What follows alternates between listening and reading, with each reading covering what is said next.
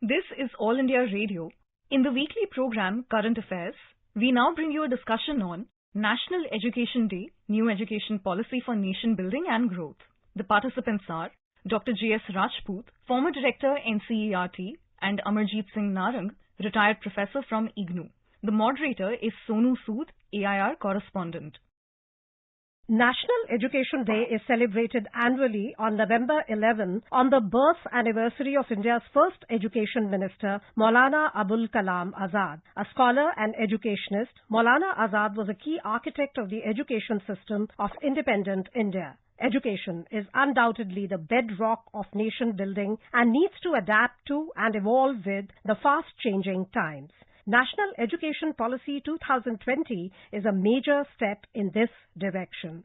To discuss the vibrant developments in the Indian education ecosystem, we have with us Dr. J.S. Rajput, former Director of NCERT, and Professor Amarjith Narang from IGNOU. A warm welcome to you, sirs, from All India Radio. Thank you. Dr. Rajput, to begin the discussion, we would like to know from you what, according to you, is the key objective of NEP 2020 and how can it be a game changer for India's education system? Well, to me, the game changer for any education policy in India at this stage could be only one: to ensure linkage of the education policy with the Indian tradition and culture of knowledge quest, and to ensure that the young persons are keen to know how new knowledge is being created and be part of it. That is the basic thing that I find in the policy is spread over the entire document. Rooted to culture, committed to progress. This is the basic principle of education policy in every country. As Gandhiji has once said, I'll keep my doors and windows open for fresh air.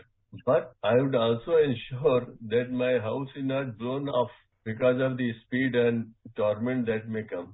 So that is what we have to see. We have tried, we inherited a transplanted system of education. There is no doubt about it. And we have tried to reform it. We have tried to put it in a manner that would suit the requirements of Indian nation. And you see, in Delos Commission report in 1996, which was prepared by the UNESCO Commission, and gave us an idea of what should be the shape of education in 21st century globally, it says very clearly that education in every country must be rooted to its culture, but committed to progress. And this is what we are doing. We are far ahead, creating an impact. We created our impact in NASA, we created our impact in Silicon Valley, but now we are very conscious through our policy that how we had become the Vishwaguru once upon a time. If we could do it at that stage, why not now? So we should move ahead on the path of the knowledge and wisdom, not only information. So that type of thing has come up in this policy, and this is, I think, the most significant point. Professor Narang, coming to you, what do you feel? What is the significance of NEP for the education ecosystem of our country? See, one aspect that Rajput has covered, I'll just talk on other aspects. You see, we are a developing nation, in fact, now reasonably developed also. And now it has universally been accepted by, as he mentioned about UNICEF and other reports, that education in these days is an investment. Particularly for developing countries, education, apart from cultural aspects and other aspects, it's an investment for the future development of country. Now, therefore, the purpose which this education policy mentions, and we have been talking about that quite a lot, is regarding that it has to be an education accessible to all, so that our generation gets educated in a way that they can participate in the process of development of the country vis-a-vis what is happening all over the world.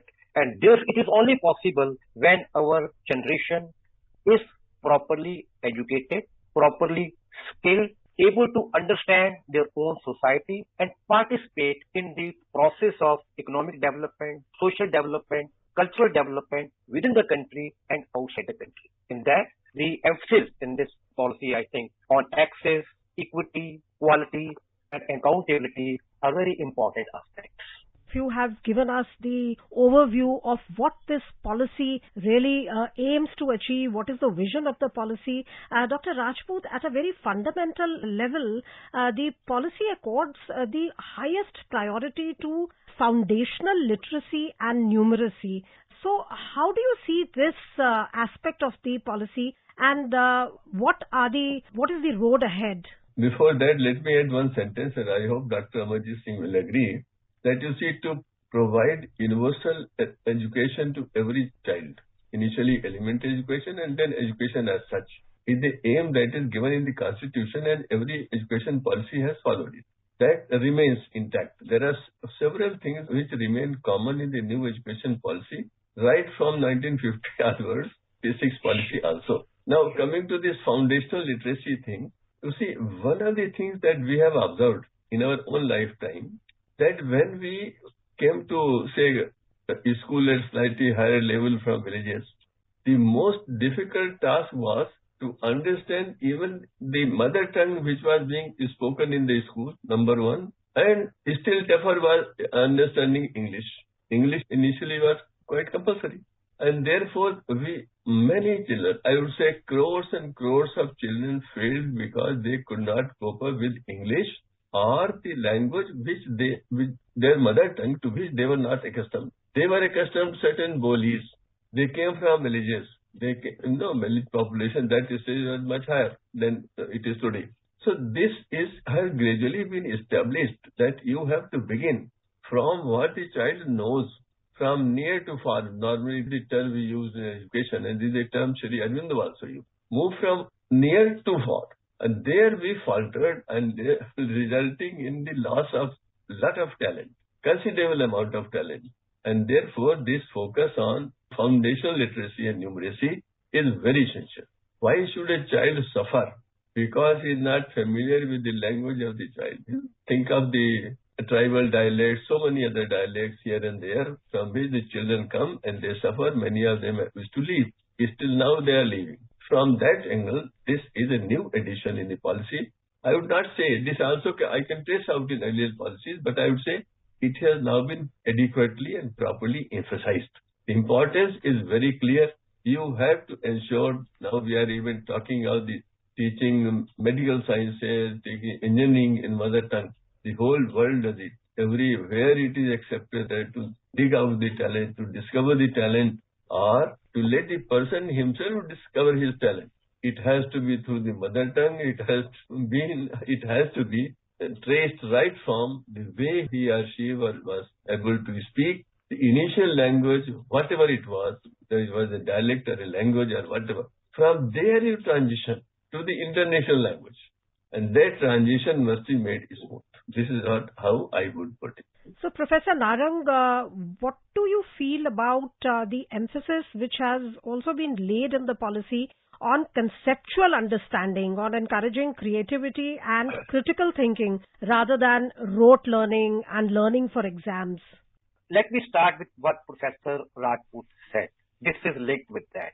See, problem is when a child does not know the language, not to talk of English or any other language, but his or her own mother tongue, then from where he or she will imbibe any creativity. I have been in higher education now for more than 50 years. I have been part of NCERT curriculum formation, writing books and all that. And with full sense of experience and responsibility. And I have been a parent and now a grandparent. The children in this our country, particularly when they're taught in a foreign language, they just cram. They pass class 12 examination. Within 6 months, they forget what they have done in their examination. The problem is that right from the beginning, they don't, particularly school at primary level school. Even in best of the English medium schools, students cannot understand the subject in English medium up to certain age. But they are taught, and particularly this problem has aggravated rather than reduced because of this Right to Education Act. Now, even in private English medium schools, 25% seats are reserved for marginalized sections of people. Now, they come from rural background. They come from the background in whose houses even proper Hindi or their mother tongue is not spoken. But they are taught in English. What do they understand? Only yesterday 2 children came to me. They could not understand ABC of mathematics, what they are being taught. So therefore, I entirely agree with Professor Rajput that at least up to certain section, initial section, emphasis has to be on language. Now, we have seen in higher education students have passed MA examination, but they cannot write any application either in Hindi or English. This is the problem because of the absence of emphasis on the language and also mother tongue and general language as well. Second problem, now which you said about the creativity, that is very important. That creativity comes through not only what you call a bookish language, but no emphasis has been laid that the education will be both curricular, extracurricular, co-curriculum. Emphasis has to be on practices, projects. Projects not simply just putting it on Google and getting something. Projects in which students are involved practically in the classroom, not doing the at home. So these types of aspects are very important for the what you call a multifaceted growth of child. Cramming has nothing to do. We feel proud that in world, all over world, our students are there. The question is, how many students are there? How many people are doing what we talk of, they're getting 1 million package in America, etc. This is not even 0.001% of the Indian population or student. Question is of general students of marginalized sections for their development, for their development, the necessity of creativity, making them understand their subject, and particularly they will understand subject, as you said, conceptually only when they are taught in the language which they understand. Thereafter, coming to higher classes, they can understand those very concepts when they start understanding the language in which they also become perfect at a particular level. Conceptual understanding is very important, but this is only possible at least up to middle level, that this is taught A, through their mother tongue, B, in simplistic manner. With apologies to Professor Rajput, I have seen NCERT books, particularly you see the social sciences books. The conceptual ideas in those books are of B honors level, being taught to 10th class students. So there has to be simple understanding in their own language and starting from the beginning rather than starting from up. And Dr. Rajput, coming to you, what do you feel about the fact that this policy is promoting multidisciplinary, holistic education? No, I think let us wait before you go to that. Let us talk about this critical thinking a bit more. I have something to say on it. May I go ahead? The most significant part in this policy is what you have referred to, the developing critical thinking. From there, so many other things follow. You see, Gurudev Rabindranath Tagore once wrote that when a child is born, he gets 2 boons from the Almighty, or you can say from the nature or from God. And these 2 boons are equally distributed to every child, every human child. Sure. These are, number 1, power of ideas, and number 2, power of imagination. Each one of us has seen it in our children, we have seen it in our grandchildren, and there is no who has not experienced this. And then Gurudev says that our education system consistently tries to impede both the growth and development of both of these boons. That is what was happening when we were emphasizing our rote memory and other things. This is what has come up now in terms of critical thinking. And when I speak to gatherings, I say that apart from these 2 things, remember 2 others. They are organically linked to this: curiosity and creativity. Now, if these 4 come together, and this education policy has emphasized all these 4, though not in this manner, but if somebody goes through it, all along it says, yes, ideas, imagination, curiosity, creativity are to be nurtured, to be encouraged, not to be impeded. And when this could happen, any country which can achieve this, and some have already achieved this, then issue of innovations and research would automatically go to very high level. If we have to develop skill, if we have to enhance skill development, quality of our research, quality of innovations, then all these 4 factors must be persistently in the minds of teachers, as they are persistently imbued in every sentence of the new education policy. So this is why it is necessary to emphasize on critical thinking, on ideas, imagination. Let the child think, let the individual child develop his own talent on his own, and that is what is necessary and essential.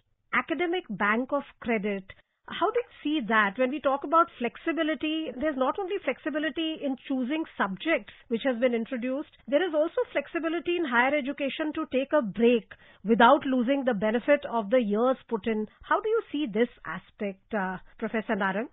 This is very important, particularly in our country, for three reasons. A, that we have a large population which, despite of given free education, have problems because of their family background, their responsibility towards family, so they cannot continue education uninterrupted. This is a problem with the larger section of society.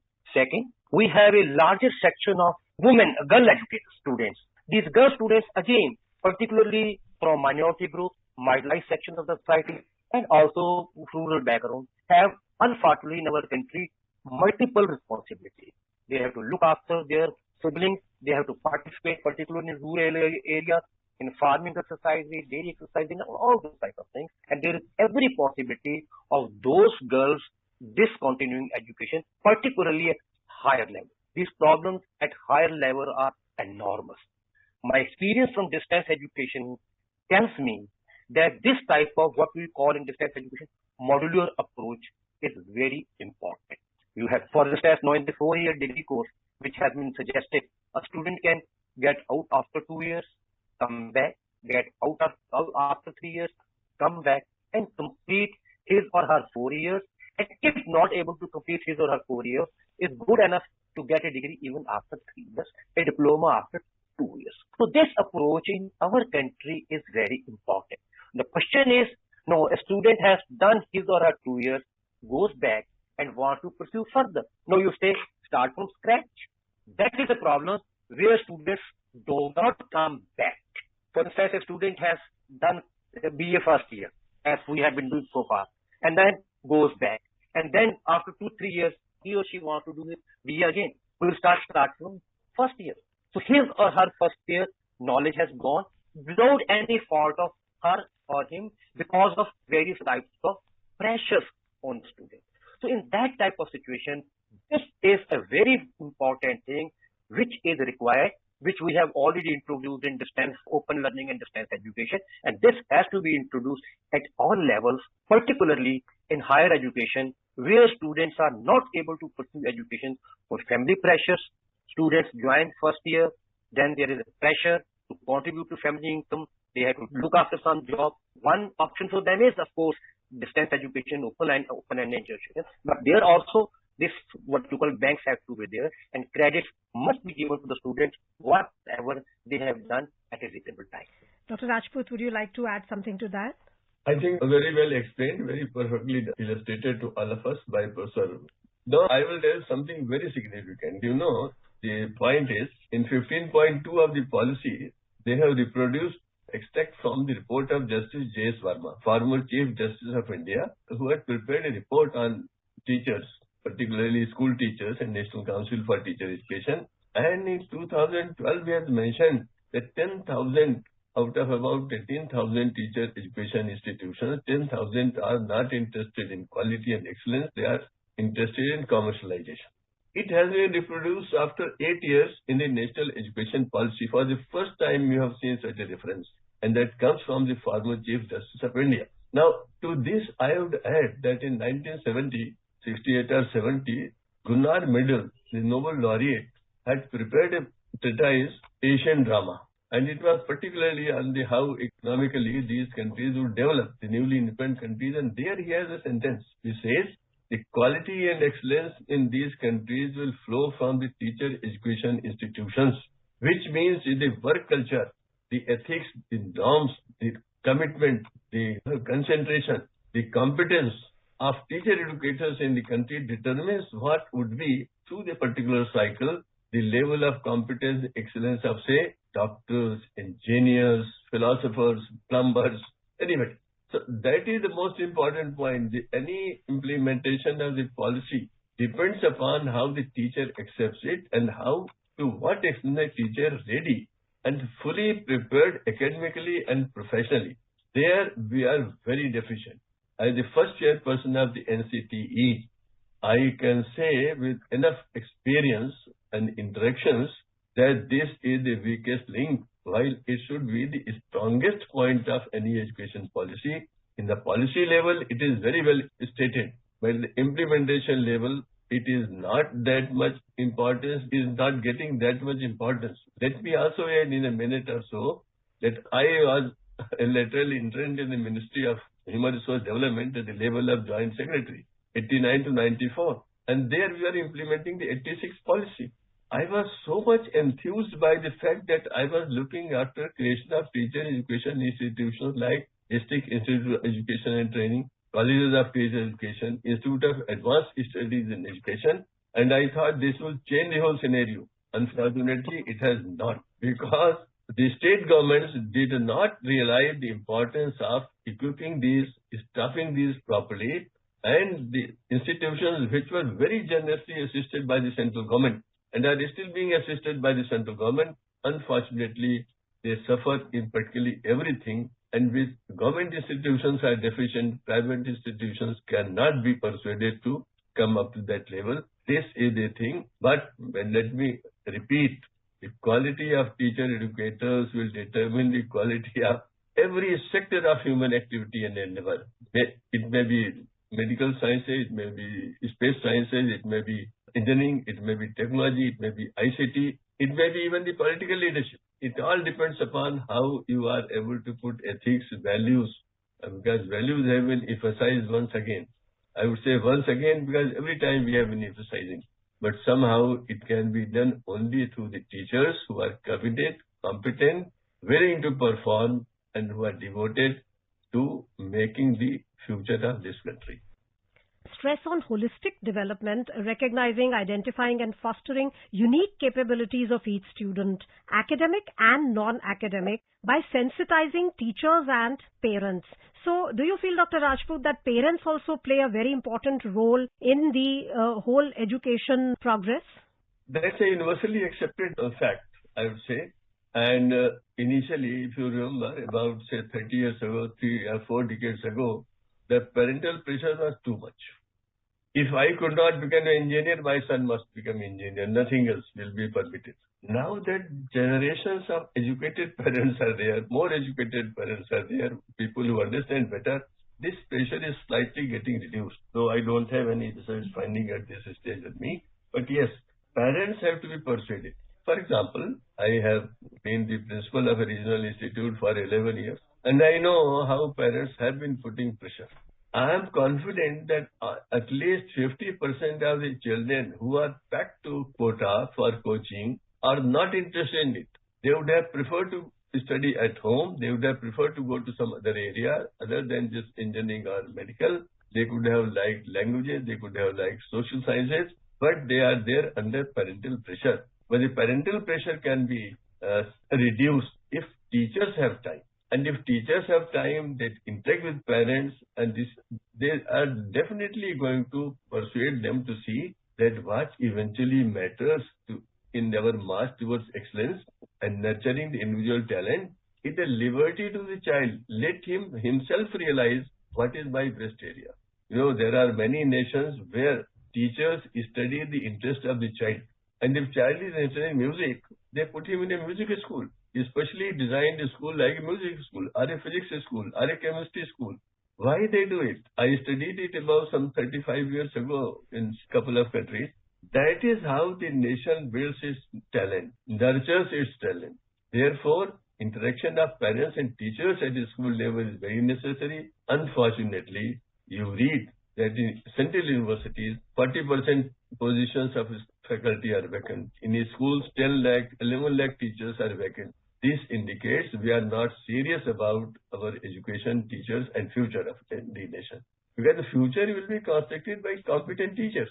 And if teachers are there in adequate numbers, if the teacher-to ratio is fine, only then you will be able to influence the parents. Professor Narang, you would like to add something before we conclude? Yes, the point is that we have formulated a policy. The question is, as Professor Rajput has hinted here and there, it's very important. The first thing is the seriousness about implementation. Seriousness is not only at conceptual level, but also at providing sufficient resources for that, and also taking due note of, on the one hand, accountability of the teachers, and on the other hand, making them free to do their job. So for instance, at present, the particular school teachers are involved in almost all types of activities along with their teaching job. The result is they get frustrated, there's a lack of time, there are problems, and secondly, as Mr. Rajput said, lots and lots of vacancies are there. A new trend has come both in schools and colleges, appointing contractual people on less than half the salary for which they are entitled to.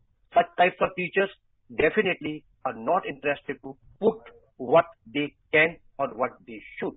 It has to be seen that how we are able to retain the students, particularly at middle level and higher secondary level of the schooling, and how many of, for instance, in the education policy states that by 1935, 50% students will go to the higher education.